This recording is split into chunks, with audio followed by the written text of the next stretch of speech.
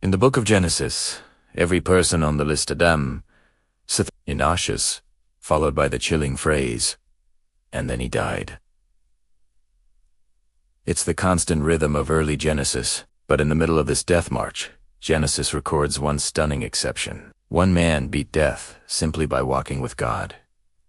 This is the incredible, hopeful story of Enoch, buried in Genesis chapter 5. Before we get to Enoch, remember the context of Genesis.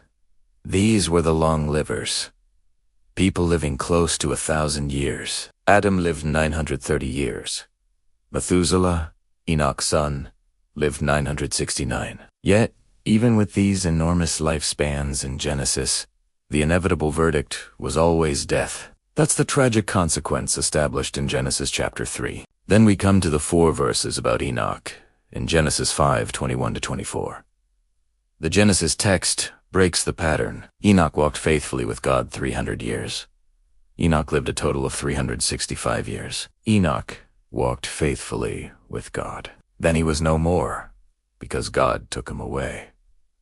The repetition in Genesis is key. He didn't die. He just ... disappeared. This is the miraculous truth of Genesis. The NIV in Genesis says he walked faithfully with God. What does that mean to you? I want to hear it. What does walking with God look like in your life today? Comment your number 1 example below. This is the ultimate lesson from Genesis. The Hebrew phrase used in Genesis here signifies a deep, continuous, and intimate fellowship. It implies alignment. Enoch agreed with God's path in a profoundly wicked generation, the same one that produced the Nephilim mentioned in the next chapter of Genesis. While everyone else was going their own way, the way of sin, Enoch kept pace with God. This is why his life, though short by Genesis standards 365 years, a symbolic year of days, was the most distinguished of all. He prioritized the presence of God above everything else in the life recorded by Genesis. Why did God take him? Hebrews 11:5 tells us, "By faith Enoch was taken from this life, so that he did not experience death. For before he was taken, he was commended as one who pleased God." Enoch's faith and his desire for intimacy pleased God. His removal in Genesis wasn't just a reward. It was a demonstration. God was essentially saying, "I love walking with this man so much. I'm just taking him home now." It shows us how deeply God desires close communion, even in the early chapters of Genesis. This story in Genesis is a beacon of hope.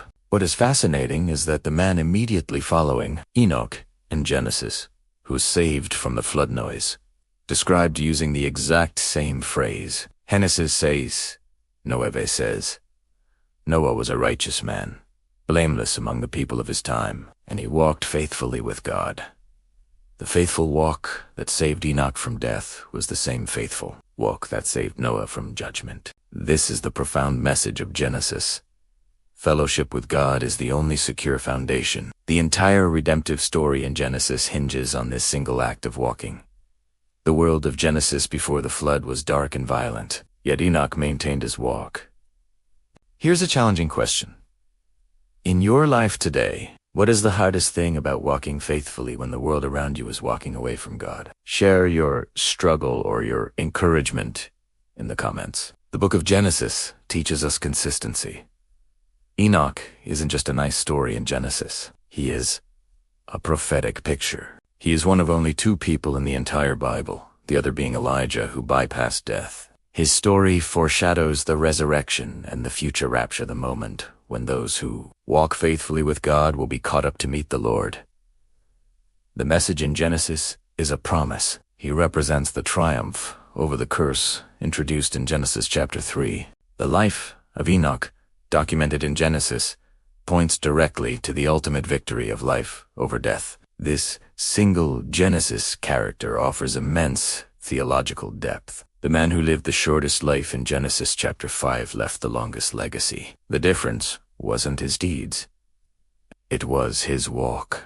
He was so close to God that he just kept on walking right into eternity. That close, continuous relationship is available to you today. Let the brevity of Enoch's record in Genesis inspire the depth of your devotion. Let's make our walk with God so close that one day we, too, might be found no more If the amazing story of Enoch from Genesis filled you with hope, hit that like button. Subscribe for more biblical deep dives, and share this truth with someone who needs to know that death doesn't get the final word.